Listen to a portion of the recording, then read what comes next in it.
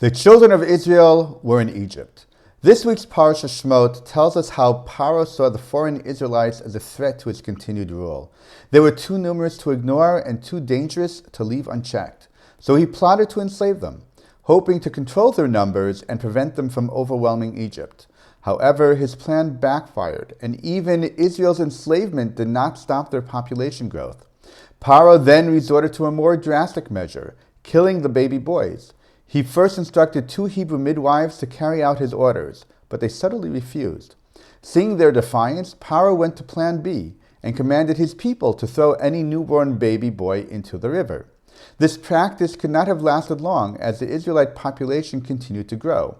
Since the Torah does not explicitly say, how or when did the Egyptians stop throwing the baby boys into the Nile River?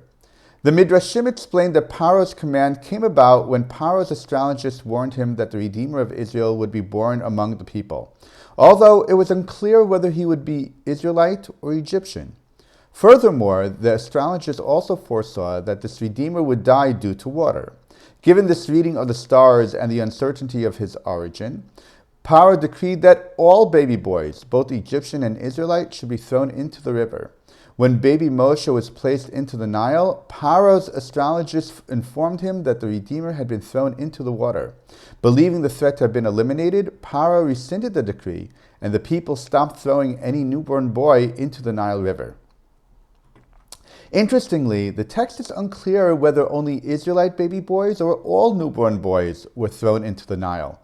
The Midrashim and commentators offer differing views, leading to varied interpretations of the story. This question raises the issue of whether Paro was targeting only Israel or his own people as well. This would also change the interpretation of Paro's daughter's act. Was it an act of defiance against her father targeting Israel, or was it against an unjust decree affecting the entire population?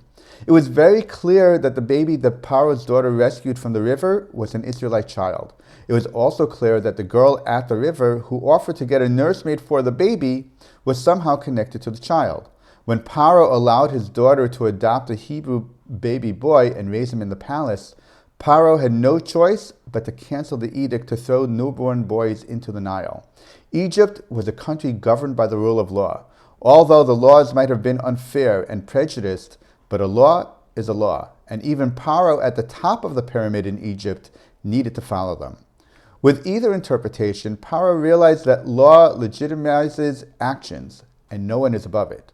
If the highest authority disregards the law, what would stop anyone else from doing the same, leading to chaos? If Paro changed the law for himself, then he needed to change the law for all. In the end, it was Paro's daughter's act of adopting Moshe and raising him in the palace that halted Paro's oppressive decree and saved the lives of countless baby boys. Shabbat Shalom.